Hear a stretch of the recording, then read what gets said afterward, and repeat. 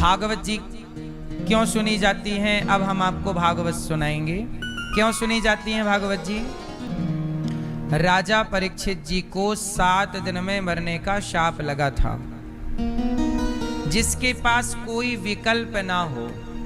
क्या ना हो? कोई विकल्प ना हो। अब समय 7 दिन का बचा है, ओनली सिर्फ 7 दिन। अब यज्ञ भी नहीं कर सकते बड़ा, कोई और अनुष्ठान नहीं कर सकते, और माना कि हमने पाप किए हैं तो क्या करें कि हमारा कल्याण 7 दिन में हो जाए। तब राजा परीक्षित जी को 7 दिन में मरने का शाप मिला कि 7 दिन बाद आपकी मृत्यु होगी। तो परीक्षित जी ने सुखदेव जी से कहा कि गुरुदेव, मेरे पास सिर्फ 7 दिन बचे हैं, मैं क्या करूं कि अपना परलोक सार्थक कर लूं। तब सुखदेव जी ने कहा कि परीक्षित जी चिंता ना करिए, जिसके पास सिर्फ 7 दिन हैं, यदि आप 7 दिन भी समय निकाल कर भागवत सुनते हैं तो भागवत जी 7 दिनों में 7 जन्म सुधार देती हैं। इसलिए हम आपसे कहते हैं, जब आ ही गए हो तो शांति से सुन लो। अब परीक्षित जी को भागवत जी सुखदेव जी ने सुनाई। क्यों सुनाई? क्योंकि परीक्षित जी को कितने दिन में मरना था? 7 दिन। जीवन बहुत छोटा होता है कि बड़ा? बोलो, जीवन छोटा कि बड़ा? छोटा है। छोटा सा जीवन है, छोटी सी जिंदगी है। इस छोटी सी जिंदगी में सबको 7 दिन जरूर निकालने चाहिए। आपने जैसे निकाले हैं, ऐसे हमारे यजमान परिवार ने निकाले हैं, ऐसे सबको अपने जीवन से 7 दिन निकालना चाहिए। और 7 दिन जगत को भूल कर सिर्फ जगन्नाथ में डूबना चाहिए, सिर्फ भगवान की कथा में डूबना चाहिए। 7 दिन, सिर्फ 7 दिन। राजा परीक्षित जी ने भागवत सुनी, और भागवत सुनने से परीक्षित जी का उद्धार हो गया, केवल भागवत सुनने से। इसलिए भागवत सुनने से व्यक्ति कितना भी बड़ा पापी हो, वह पुण्यात्मा हो जाएगा।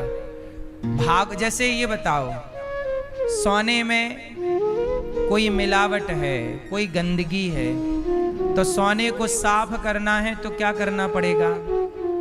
भट्टी में डालना पड़ेगा। सोना भी तो साफ होता है और सोना भी गंदा होता है। अन्य धातुएं मिलाओ, जैसे आपने आभूषण बनाए, तो आभूषण जब बन गया तो सोने में टांके लग जाते हैं, इसलिए सोना सोने के भाव से कम में कटता है, बट्टा निकलता है। बट्टा कटता है। बट्टा क्या है? सोने में की गई मिलावट, टाका इत्यादि लगाने में अन्य धातुओं को मिलाया जाता है, उसे कहते हैं बट्टा। फिर उसकी कहावत बन गई, बट्टे खाते में गए। सही है? तो जैसे सोना अशुद्ध हो जाए तो भट्टी पे डालकर उसे शुद्ध किया जाता है, ऐसे व्यक्ति जब अशुद्ध हो जाए तो 7 दिन की भागवत कथा से उसे शुद्ध किया जाता है। आपकी आत्मा, आपका चित्त, आपका मन, आपकी बुद्धि की शुद्धि होती है भागवत से। जैसे आप लोग पानी पीते हैं, तो आप लोगों ने पानी के लिए घर में फिल्टर लगा रखा है, फिल्टर वाला पानी पीते हो आप लोग। आपने रोटी खानी है तो चलनी होती है, चलनी से पहले चालते हो आटा को, ताकि आटा में कोई गंदगी हो तो वो चलनी में रह जाए, और शुद्ध आटा को पानी डाल के आप गूंथते हैं, उसकी रोटियां बनाते हैं। तो हर जगह क्या है? आटा शुद्ध। अच्छा, चावल मैया बनाती हो तो चावल भी पहले पानी में धुलती हो कि नहीं? और धुलने से पूरा पानी वाइट हो जाता है। चावल का पूरा पानी क्या हो जाता है? सफेद हो जाता है। वो चावल की गंदगी है।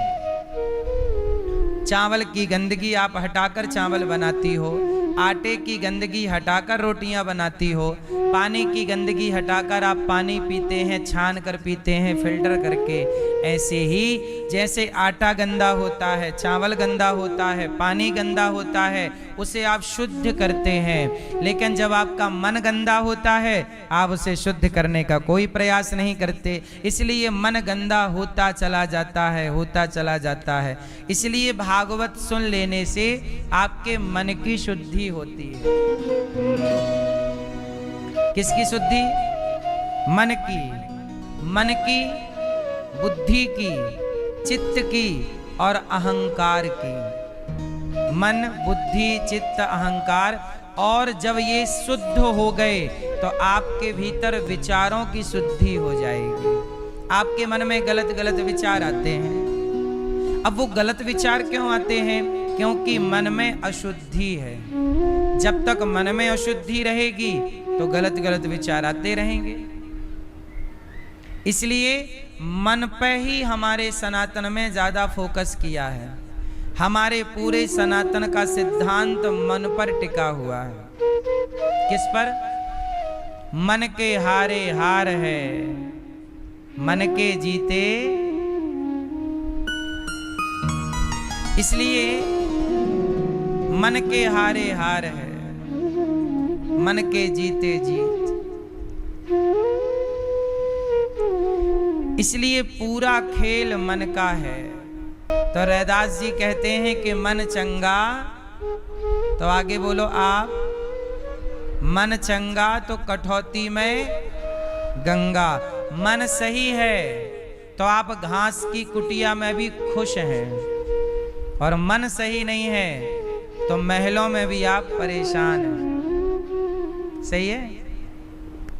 मन पूरा, आप खुश किससे रहते हैं? मन से। और दुखी किससे रहते हैं? मन से। मतलब आपके जीवन में मन की बहुत बड़ी भूमिका है। आपके सुखी या दुखी रहने में आपके मन की बड़ी भूमिका है। आपके मन की हो गई तो आप बहुत खुश हैं, और मन की नहीं हुई तो आप बहुत परेशान हैं, दुखी हैं। तो पूरा खेल मन का। इसलिए संत जन कहते हैं ये मन बड़ा चंचल है। मन बड़ा, कैसे तेरा भजन करूं, जितना इसे समझाऊं उतना ही मचल जाए। जितना समझाते हैं मन मचल जाता है। इसलिए हमारे ऋषि मुनि संत अपने मन को अपने कंट्रोल में करते हैं। जीतना है तो पड़ोसी को मत जीतो, अपने आप को, अपने मन को अपने कंट्रोल में कर लेना ही जीतना है। अच्छा, रावण कितना बड़ा बलवान था।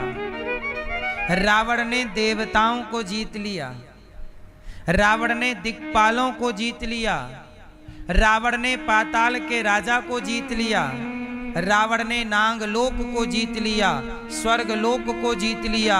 लेकिन रावण जानते हो किससे हार गया? अपने मन से। रावण किससे हारा? किससे हारा? अपने मन से। क्यों? रावण का मन रावण के कंट्रोल में नहीं है। राम से तो बाद में हारा, पहले किससे हारा? अपने मन से। कैसा मन? रावण का मन सीता की ओर चला गया। जब आपका मन पराई स्त्री की ओर चला जाए, समझ लेना कि आपका मन आपके वश में। राम और रावण में अंतर सिर्फ इतना है कि राम का मन राम के कंट्रोल में है। राम के पास राम का मन सुरक्षित है, कंट्रोल में है। राम जब चाहे अपने मन को जिस ओर चाहे वहां लगा सकते हैं। राम का मन राम के वश में है, जबकि रावण का मन रावण के वश में। रावण का मन वश में नहीं, और वश में नहीं तो रावण का मन गया सीता की ओर। सबसे पहले कौन गया? रावण की बहन शूर्पणखा ने यही तो बताया कि सीता बहुत सुंदर है। वो सुंदर है तो तुरंत रावण का मन सुंदरता की ओर गया। पहले मन गया फिर रावण गया। कहीं भी पहले आपका मन जाता है फिर आप जाते हैं। बोलो हाँ। आपके बगल से कोई सुंदर स्त्री गुजर गई, आपके बगल से कोई सुंदर पुरुष गुजर गया, आपने एक बार देखा और देखने के बाद जब वो चली गई या चला गया, तो जब आप पलटकर देखते हैं तो वो आप नहीं देखते, वो आपका मन आपको पलटाता है कि यार रूप सुंदर था, एक बार देख तो सही। वो आप नहीं पलटे थे, वो पलटाने वाला कौन था?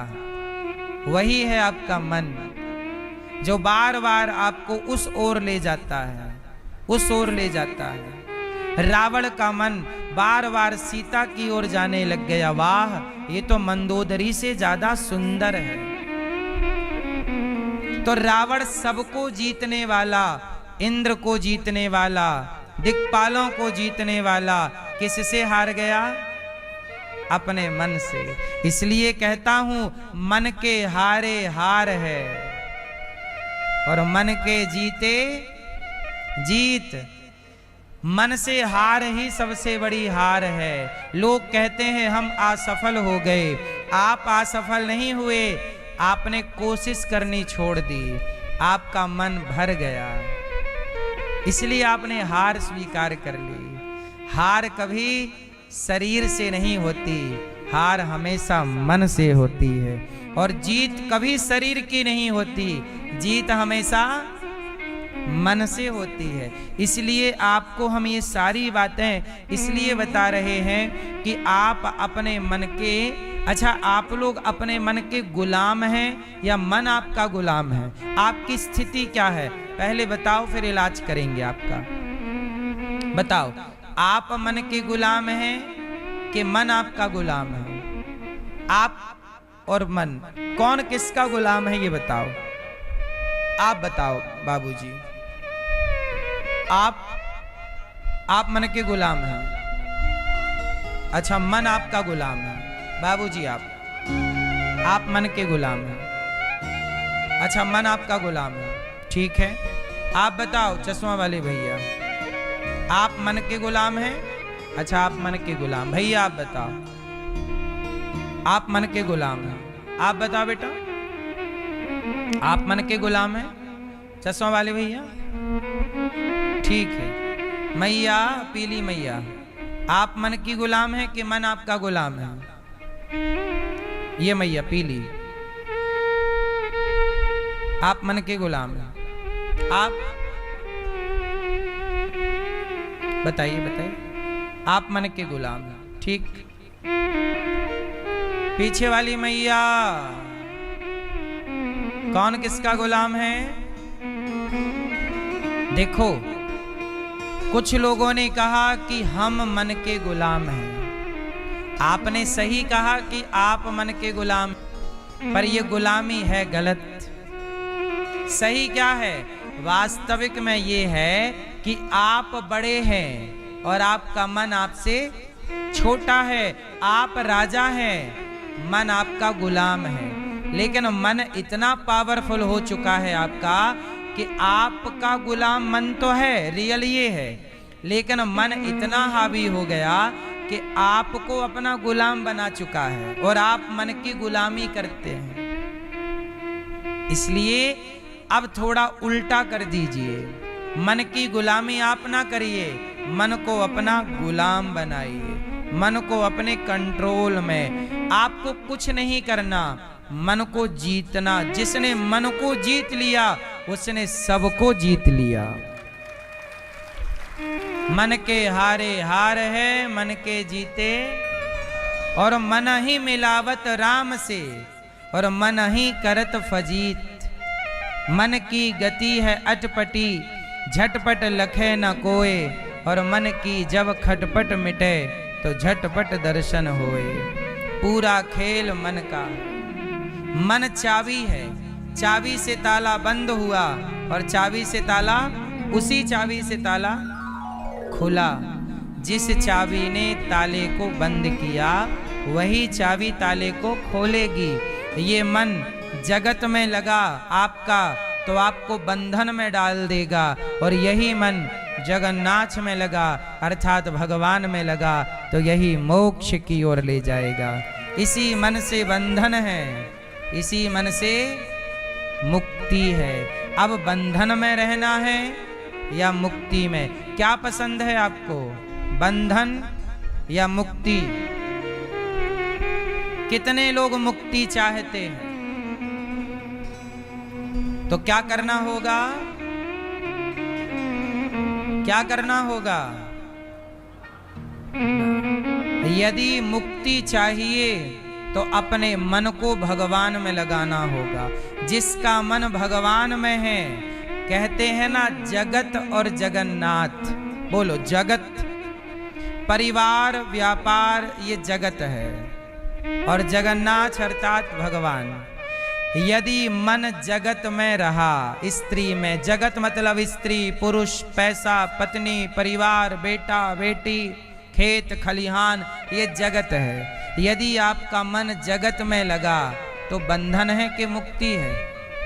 जोर से, जगत में मन लगा तो बंधन, और जगन्नाथ में मन लगा तो, जगत में मन लगा तो, जगत में मन लगा तो बंधन, जगन्नाथ में मन लगा तो, जगत में मन लगा तो बंधन, भगवान में मन लगा तो, जगत में मन लगा तो, भगवान में मन लगा तो, जगत में मन लगा तो, भगवान में मन लगा तो।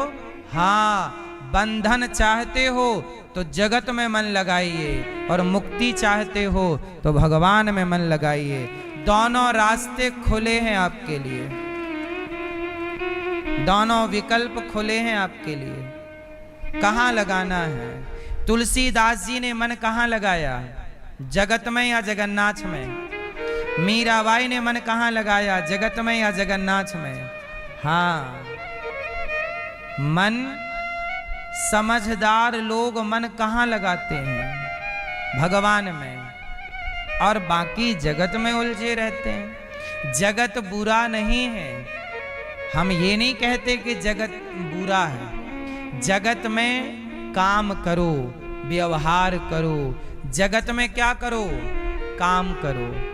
परिवार में हो, पैसे कमाने होंगे, काम करो, पैसे कमाओ, परिवार का भरण पोषण करो, जिम्मेदारियां पूरी करो, पर मन यहाँ ना लगे जगत में, मन सदा भगवान में लगे। ठीक है, समझ में आई? काम करिएगा, पैसे भी कमाइएगा, और जब पैसे कमाइए तो अब कहो कि गुरुजी जब मन ही नहीं लगेगा तो पैसे कैसे कमाएंगे? तो मैं यहाँ एक आपको इसलिए कहता हूँ, पूरी बात समझेंगे तो क्लियर होगा।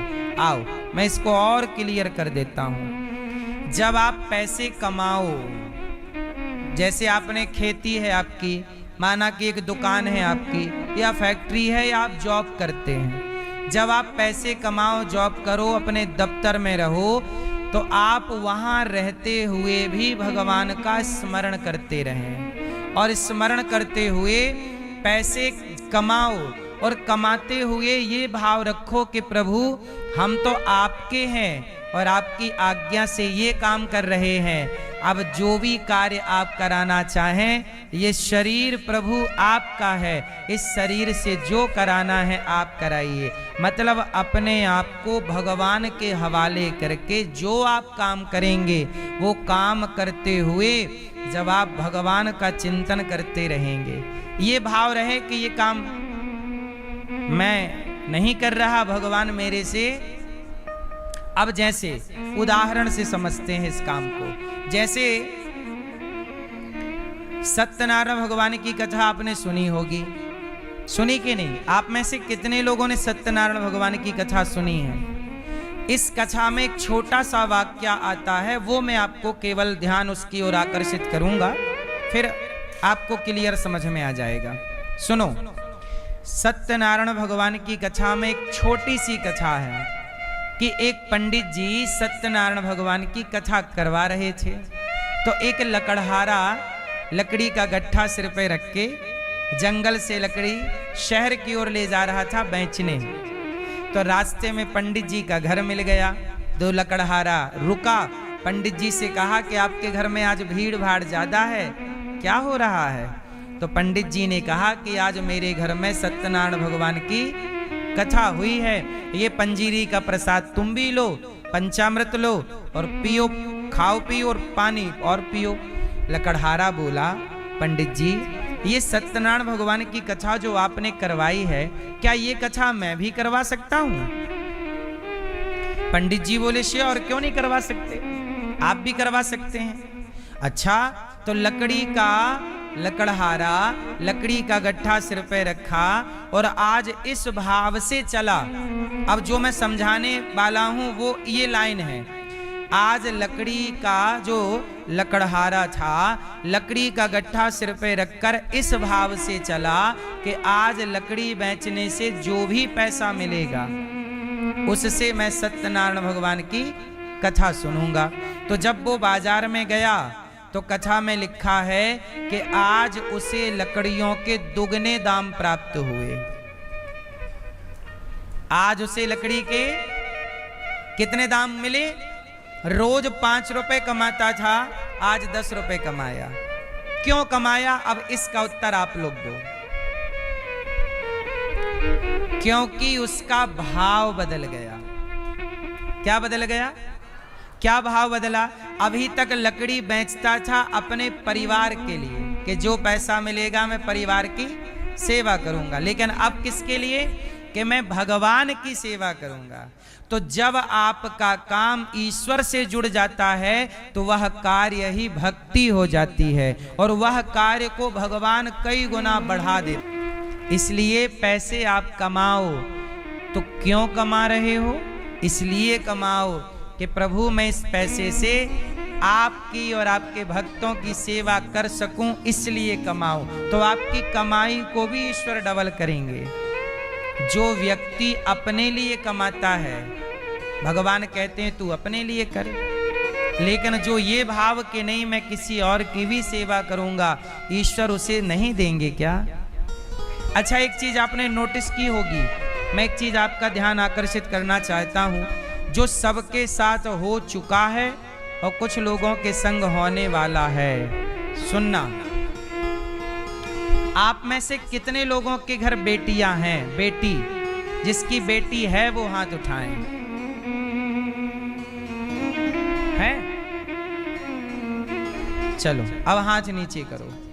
अच्छा एक बात बताओ, अब वो लोग ध्यान से सुनेंगे जिनकी बेटियों का विवाह हो चुका है, और वो बहुत ध्यान से सुनेंगे जिनकी बेटियों का विवाह होने वाला है। दोनों ध्यान से सुनो। जब आपकी बेटी का विवाह होने वाला था, जिस साल, सच बताना, उस साल अचानक आपकी कमाई बढ़ गई कि नहीं? पैसा आया कि नहीं? हर बाप से पूछना ये बात। जिस साल आपके बेटी का विवाह है, अकस्मात उस साल आपकी इनकम बढ़ी है, आप देख लेना। आपके पास पैसा आया है, तब तो आपने बेटी का तरीके से विवाह कराया है। व्यवस्था हुई कि नहीं? अच्छा, जब बेटी का विवाह दूर था 4 साल पहले, तब आपको चिंता थी कि यार हमारी तो कमाई इतनी है ही नहीं, बेटी का विवाह होगा कैसे? लेकिन जब बेटी के विवाह का टाइम आया तो पता नहीं व्यवस्था कहां से हो गई और कार्य हो गया। अब ये बताओ, ये जो मैं बोल रहा हूं ये सत्य है या असत्य है? ऐसा होता है या नहीं? इसका अर्थ ये है कि जिसने बेटी दी होती है वही बेटी के विवाह की सेवा भी भेज देता है। बेटा जाओ, देनहार कोई और है। सुनो, देनहार कोई और है, भेजत है दिन रैन। देने वाला जिसने तुम्हें बेटी दी है उसी को इस बेटी की चिंता है। वही इस बेटी के लिए लड़का बनाता है कि इसका वर कौन होगा, दुल्हा कौन होगा। वही इसका भाग्य लिखता है कि इसके भाग्य में कितनी खुशी और कितना दुख।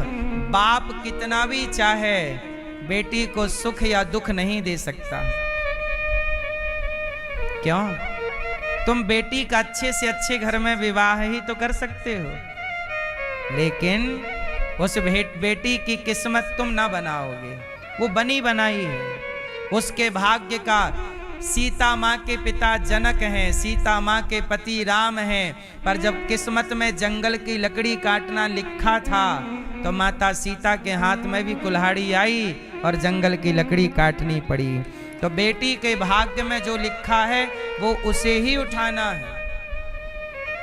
इसे ना बाप बदल सकता है, ना पिता, ना पति, ना पुत्र। सही है।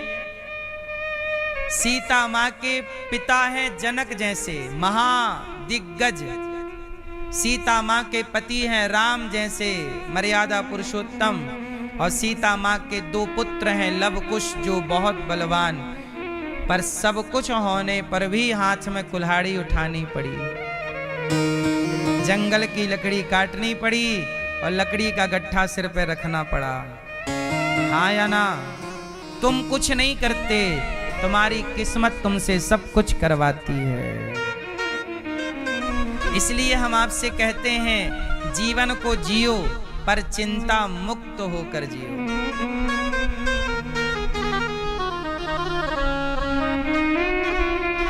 हाँ, जीवन जियो, पर जीवन कैसे जियो? चिंता मुक्त। जिसने बेटी दी है वह बेटी के भरण पोषण की व्यवस्था भी करेंगे।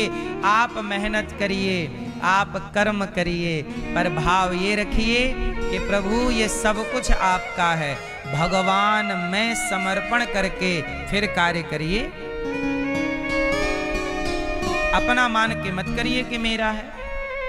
तो कार्य करते हुए भी मन लगेगा, क्योंकि अब आप ये मान चुके हैं कि ये मेरा नहीं है ये, और मैं परोपकार के लिए कर रहा हूं। जहां परोपकार जुड़ जाए, आप पैसा कमाइए अपने लिए नहीं, ये भाव कि मैं परोपकार के लिए, मैं सेवा। एक आदमी था, ध्यान से सुनिएगा, मैया ओ मेरी माँ, ऐसे एक हाथ ना उठाया करो बच्चे का, एक हाथ पकड़ के ना खींचा करो। छोटे होते हैं बच्चे के नाजुक शरीर, खिंच जाती हैं नसें, कई बार बहुत बड़ी दिक्कतें हो जाती हैं। आप लोग, मैं इनके माध्यम सबको बोल दूं, कई बार ना आप लोग बच्चे को एक हाथ पकड़ के एक हाथ से उठा लेते हैं, इससे बच्चे में खिंचाव आ सकता है, उसके हाथ में, उसकी नसों में। दोनों हाथ से प्रॉपर बच्चों को पकड़ना चाहिए। कई बार ऐसे में बच्चों के जीवन में बहुत बड़ी हानि हो जाती है। ठीक है, तो भगवान सर्वे भवन्तु सुखिनः, भगवान का भक्त यही भाव रखे कि सब सुखी रहें। मैं कमाऊं पर किसके लिए? परोपकार। अपने लिए तो सब कमाते हैं, तब आपका कमाना भी भक्ति होगा, काम करना भी भक्ति होगा, और मन इसलिए लगेगा कि मेरा नहीं प्रभु का है। अच्छा ये बताओ, 14 साल राम जी अयोध्या में नहीं थे, 14 साल अयोध्या को किसने संभाला? आंसर दो। 14 साल अयोध्या को किसने संभाला? जोर से। भरत जी ने। अयोध्या का राजकाज कौन करता था? भरत जी। कहां से करते थे? नंदीग्राम से। पूरा लेखा जोखा, पूरी सेना को तनख्वाह देना। भाई जब राज्य चल रहा है, सेना भी है, और सेना है तो राजा सेना को सैलरी भी देगा। 14 साल तक ऐसा थोड़ी था कि अयोध्या की सेना को सैलरी ना पहुंची हो। बिजली पानी जो भी व्यवस्थाएं हैं, हर साल फसल होना, खाना पीना तो चलेगा ना, इसके बिना तो ना होगा। शहर है तो पानी बरसेगा तो नाली भी जाम होंगी, उनकी साफ सफाई भी होगी। घर है तो सब रहा होगा। मतलब पूरा राजतंत्र था अयोध्या का। और पूरा राजतंत्र कौन संभालता था? भरत जी। अब ये बताओ कि भरत जी अयोध्या के राजा बनने से मना कर दिए। मैं राजा तो नहीं बनूंगा, कैकेयी माँ ने बोला बन जाओ। नहीं, राजा नहीं बने, पर अयोध्या को संभालते रहे। इतना सजगता से संभाले कि रात को 2 बजे 1 बजे जब हनुमान जी गुजरे तो भरत जी ने हनुमान जी को देख लिया कि पहाड़ लेके कोई जा रहा है, तो हनुमान जी को बाण मार दिया भरत जी ने। इसका मतलब भरत जी की सजगता क्या थी कि एक पक्षी भी उड़ के यदि गलत कर रहा है तो उसको भी देख लिया जा रहा है। मतलब ये व्यवस्थाएं हैं उस जमाने की, हाँ या ना। अब रात को आपके यहां से कौन उड़ के चला जाए, लेकिन भरत जी के कुटिया से जब हनुमान जी, और हनुमान जी जो वायु के वेग से जा रहे थे, उन्हें भी मार गिराया।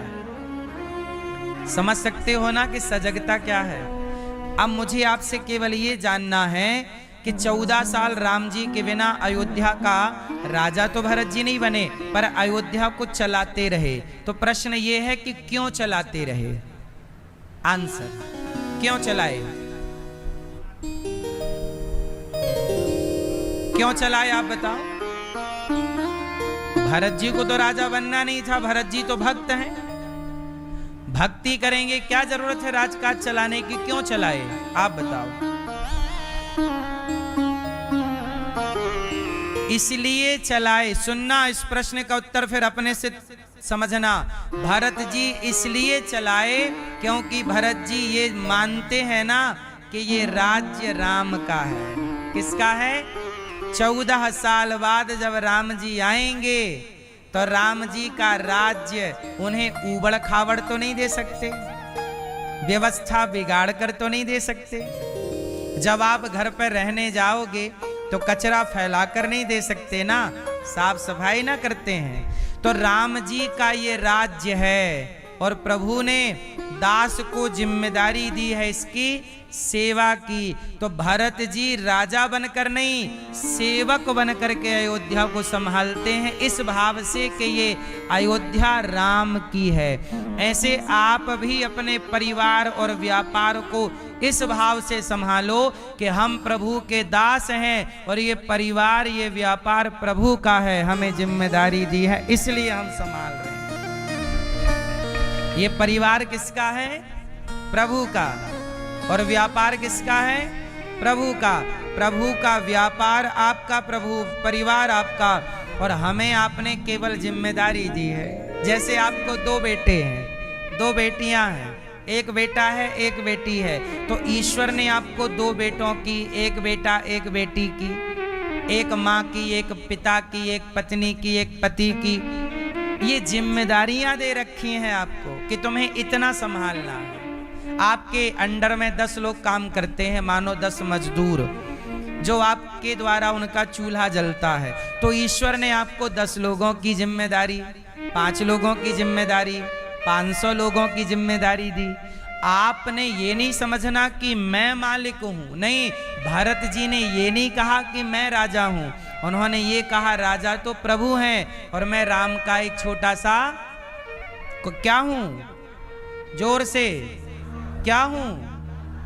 दास, सेवक, एक ही बात। मैं क्या हूं? राम का क्या हूं? क्या हूं? मैं प्रभु का एक छोटा सा सेवक हूं, सेविका हूं, दास हूं, दासी हूं, और दास का धर्म है। अच्छा ये बताओ, जब आप अपने घर से बाहर जाते हो तो आपके घर के नौकर चाकरों को आप सौंप जाते हो ना, तो वो साफ सफाई रखते हैं कि नहीं? जैसे आपके घर में एक आपका नौकर है तो वो आपके घर की देखरेख संभालता है, ऐसे आप ईश्वर के घर के नौकर हैं। तो ये परिवार किसका? भगवान का। व्यापार किसका? भगवान का। और आप सेवक। तो जैसे भरत जी ने सेवक बन के अयोध्या संभाली, ऐसे आप भी प्रभु के सेवक बन करके परिवार व्यापार संभालो, तो मन भी लगेगा, काम भी होगा, अहंकार भी नहीं आएगा कि मैंने किया। समझ में आई कि नहीं? तो आज से आप क्या बनेंगे? भरत। भरत जी यही सिखा रहे हैं कि नाथ सकल संपदा तुम्हारी, मैं सेवक समेत सुत नारी। किस किस को समझ में आ गई बात? आपको नहीं आई? भैया आपको नहीं आई? सफेद शर्ट वाले भैया आई? क्या समझ में आया? परिवार किसका, व्यापार किसका? आप कौन? सेवक, दास। अपने को सदा इसलिए भक्त लोग कहते हैं, हाँ मुझे भार समझ कर रख लेना भगवान तो अपने चरणों में। मैया भगवान आपको बड़ा बनाने को तैयार हैं, तुम छोटे तो बनो। तुम्हें क्या बनना है? जोर से, तुम छोटे तो बनो, भगवान तो तुम्हें बड़ा बना ही देंगे। समस्या ये है, आप बड़ा तो बनना चाहते हैं। हनुमान जी लंका गए, बताओ बड़े बनकर गए कि छोटे? मसक समान रूप कपि धरी, अति लघु रूप पवन सुत लीन्हा। हनुमान जी इतने बड़े हैं, पर वो भी दुष्ट के घर जा रहे हैं। रावण दुष्ट, और दुष्ट के घर जा रहे हैं तो हनुमान जी क्या बनकर जा रहे हैं? जोर से, मैया ओ पीली मैया सुन लो मेरी माँ। सुन रही हो ना मेरी माँ? ए मोबाइल वाले भैया, चलो बन गई हो वीडियो तो सुन लो। बताओ, हनुमान जी रावण के घर जा रहे हैं, पापी के घर, दुष्ट के घर, और क्या बनकर जा रहे हैं? और जब आप लोग जाते हो ना किसी के यहाँ, तो बड़े बनकर के जाते हो। आप लोग अपने रिश्तेदारों में भी जाते हो तो बड़े बनकर जाते हो। हनुमान जी से तुम पूजा खूब करते हो, हनुमान जी की, सीखते कुछ नहीं हो। हनुमान जी बड़े कब बने? जब वो छोटे बने। बड़ा कौन? जो छोटा बन जाए, जो नम्र हो जाए, सरल हो जाए, सहज हो जाए, वही ना बड़ा है। हनुमान जी की आपने पूजा तो बहुत की, पर हनुमान जी का मैसेज आप समझ नहीं पाए। हनुमान जी कहते हैं बेटा छोटे बनो, काम बड़े बड़े करो, पर कभी अहंकार मत आने दो। अपने को सदा क्या रखो? आप बड़े हैं, मैं छोटा। मूर्ख आदमी से भी कहो कि मैं छोटा हूं, भाई तू ही बड़ा है।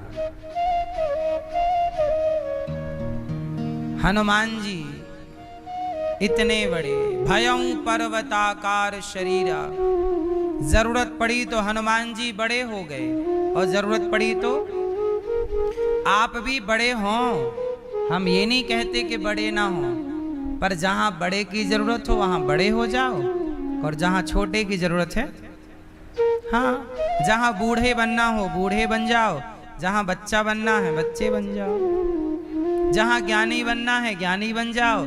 जहां देख लो कि यहाँ सब मूर्ख बैठे हैं, कोई ज्ञान की भाषा समझ नहीं रहा, तो मूर्खों के बीच में अब ज्ञान का करोगे क्या? सुन तो रहा नहीं कोई, तो वहां मूर्ख बन जाना सही। क्या करें? जैसा देश यही है। हनुमान जी लंका गए, वहां देखे कि बड़ा बनने से काम नहीं होगा, तो जैसा देश वैसा भेष। हनुमान जी को लगा छोटे बनने से काम होगा, छोटे बन गए। ये नीतियां हैं, आप लोग समझ नहीं पाए सनातन की नीतियों को।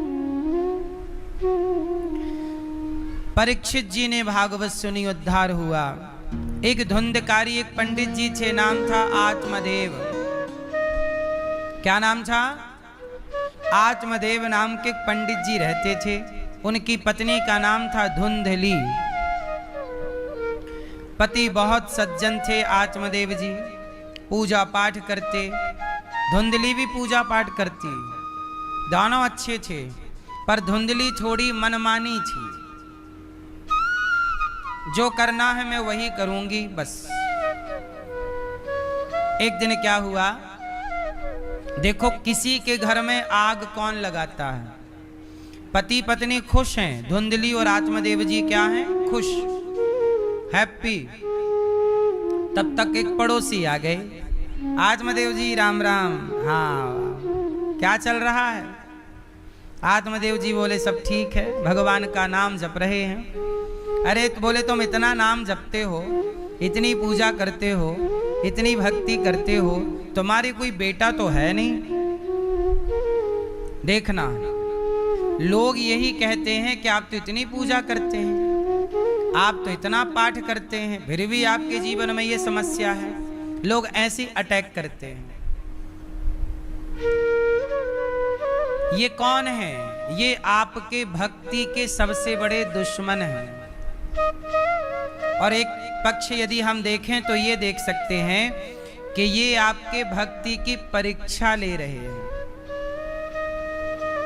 अब आपको क्या करना होगा? कई बार आप लोगों का मन उठ जाता है कि यार हमने इतनी पूजा की, इतनी भक्ति की, पर देखो हमारे संग ऐसा हो गया, तो आपकी श्रद्धा समाप्त हो जाती है। आप कई बार नास्तिक हो जाते हैं। कई लोग कहते हैं अब हम भगवान की पूजा नहीं करेंगे। पूजा की तो सही, क्या मिला? कई लोग नास्तिक हो जाते हैं, बोले अब पूजा नहीं करेंगे। आत्मदेव जी बैठे थे, पड़ोसी आ गए, सुनो क्या कर रहे हो? आत्मदेव जी बोले माला जप रहे, श्रीमन नारायण श्री।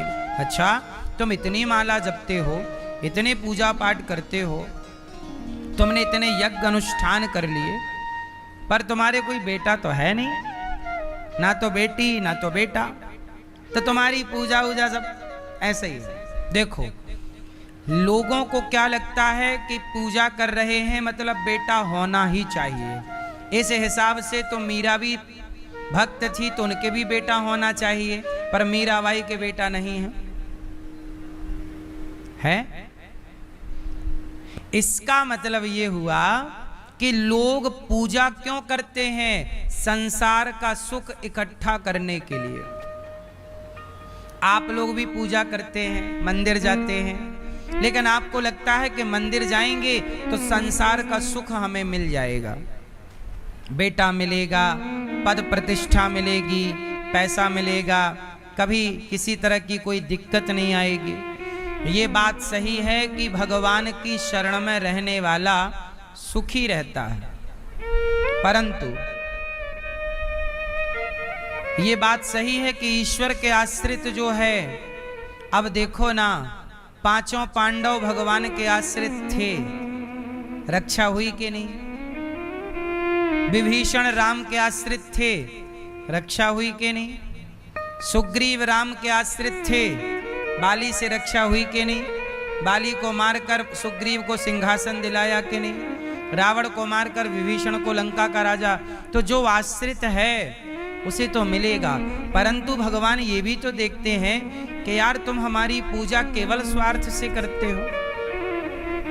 बेटा मिल गया तो खुश, नहीं मिला तो कट्टी, पैसा मिल गया तो खुश, नहीं मिला तो कट्टी।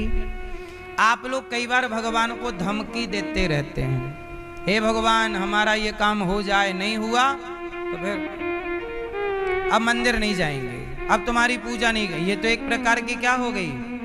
धमकी हो गई। और लोग भगवान को क्या कहते हैं? हमारा काम हो जाएगा तो 11 किलो लड्डू चढ़ाएंगे।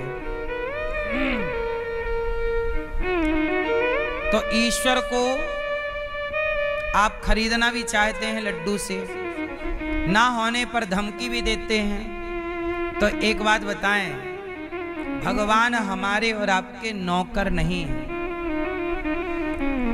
भक्त क्या होता है पहले ये समझ लो।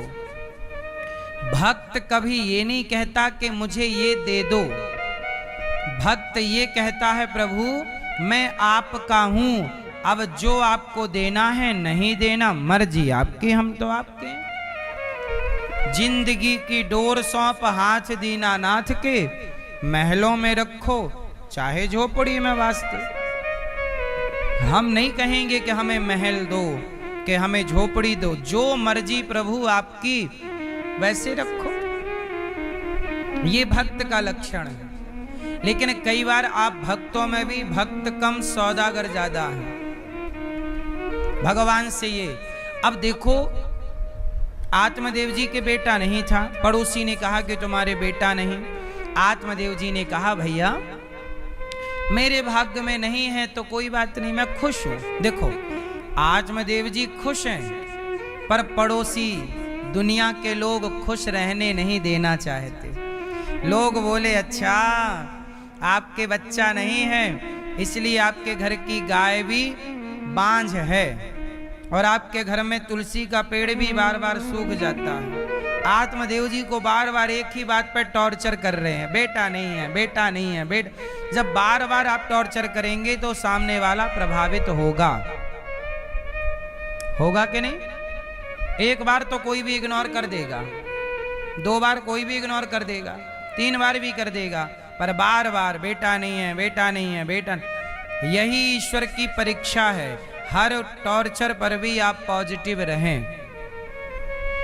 आत्मदेव जी ने सोचा कि भाई समाज तो जीने नहीं देगा, आज भी किसी महिला के बेटा ना हो, किसी के पुत्र ना हो तो आज भी समाज टॉर्चर करता है। तेरे बेटा नहीं है, तेरे बेटा नहीं है, तेरी बेटी नहीं है, तेरा ये नहीं है। अरे नहीं है तो आपको क्यों कहना है? क्या जरूरत है कहने की? भाई किसी के हिस्से में है, किसी के हिस्से में नहीं है। ईश्वर का अपना न्याय है।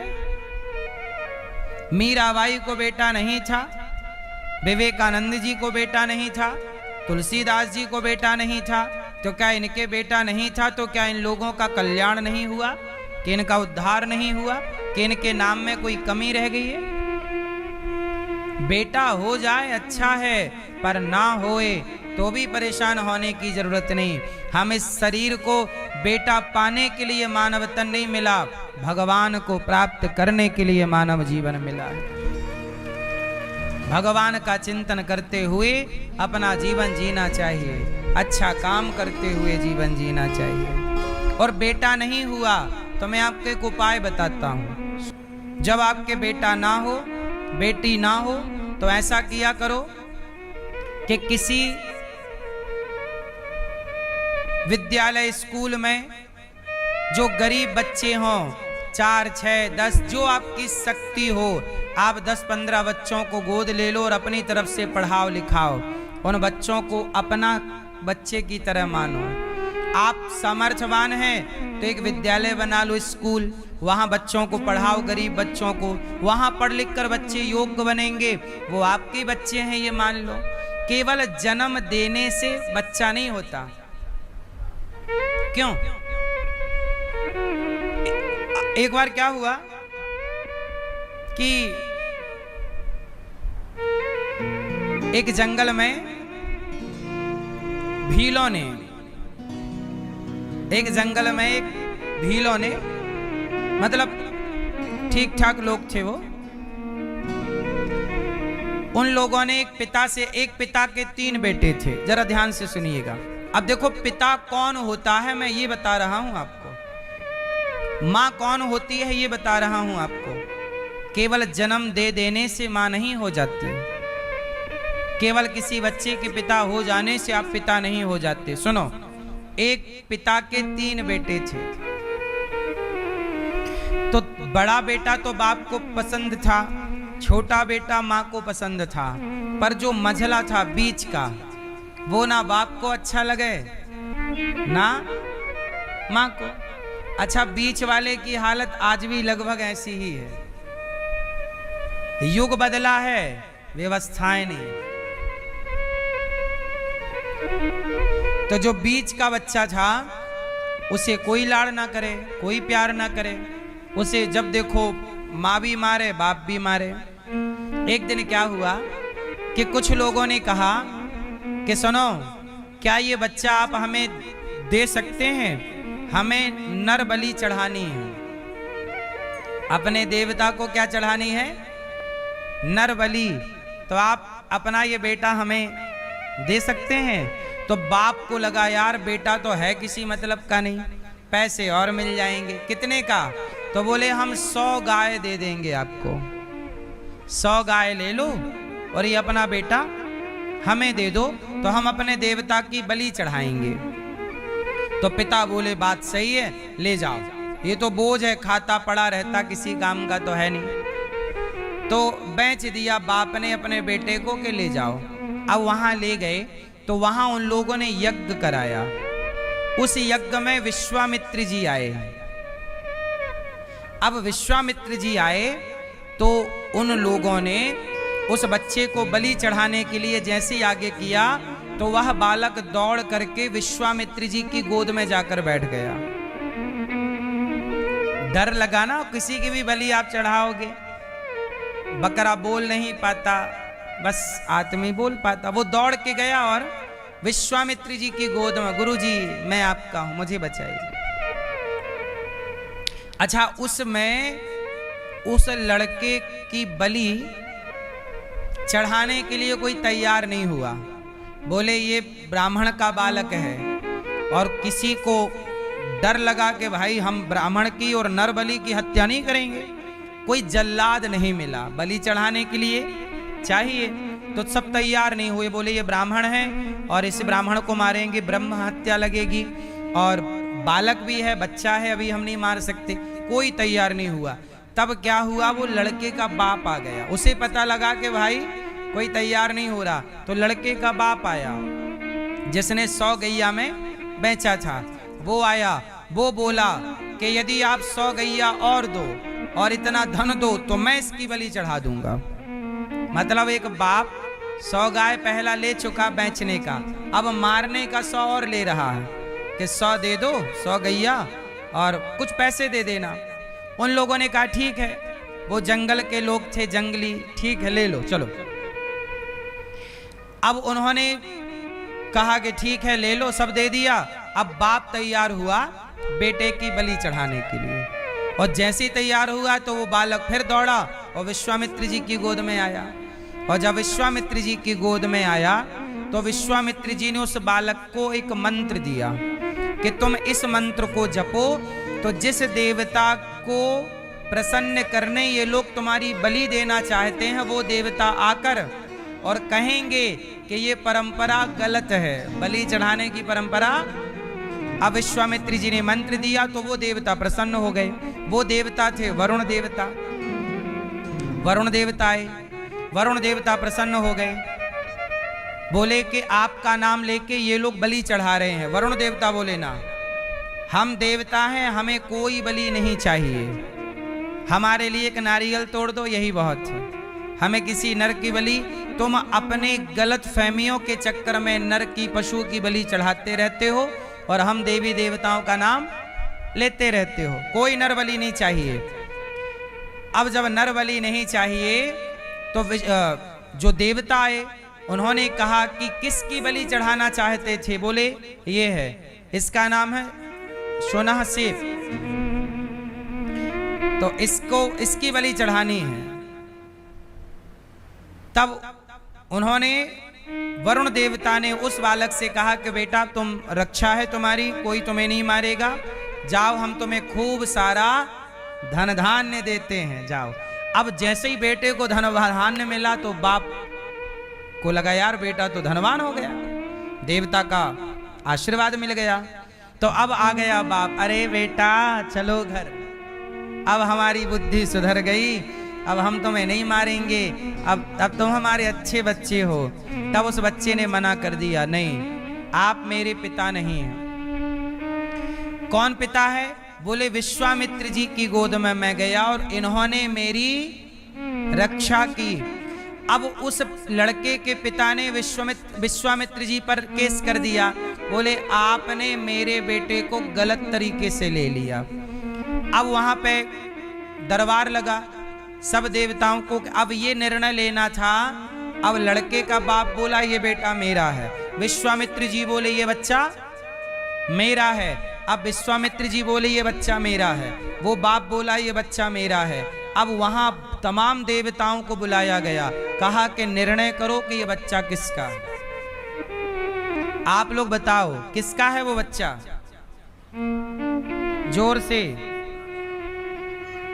हाँ, अब देवता आए। अब देवता जब आए तो अब निर्णय हुआ कि भाई ये बालक है किसका। तो सब देवताओं ने एक सुर में कहा कि मारने वाले से बचाने वाला बड़ा है, इसके अपने पिता ने इसे मारना चाहा और जिसने इसकी रक्षा की वही इसका सही पिता है। तो आज से इसके पिता कौन?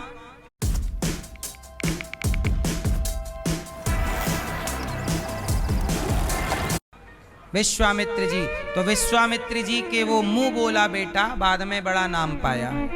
तो विश्वामित्र जी के ये पुत्र हैं। तो हमने ये कथा क्यों सुनाई? शास्त्रों में ये सब कथाएं इसलिए हैं ताकि आपको बताया जा सके कि बेटा केवल वो नहीं जिसको आपने अपने रक्त से सींचा है। बेटा कौन? अरे ये यहाँ जितने बच्चे बैठे हैं ये सब किसके बच्चे? अच्छा ये बताओ, ये छोटी सी बच्ची बैठी है, सच बताओ क्या ये अपनी बच्ची नहीं है? क्या ये मेरी बेटी नहीं है? क्या ये आपकी बेटी नहीं है? बोलो। यहाँ छोटा सा बच्चा सो रहा है, क्या वो बच्चा मेरा नहीं है? क्या वो बच्चा आपका नहीं है? ये क्यों समझते हो कि ये मेरा है, ये मेरा नहीं? मानो तो मैं गंगा माँ हूँ, ना मानो तो बहता पानी, मान लो तो सब अपने हैं, ना मानो तो फिर कौन किसका है? तो आप ये मत कहा करो कि मेरे बेटा नहीं है, मेरी बेटी नहीं है। बेटा बेटी के लिए रोने से बेहतर है ईश्वर ने योग बनाया है किसी भी बेटे की आप सेवा कर लो।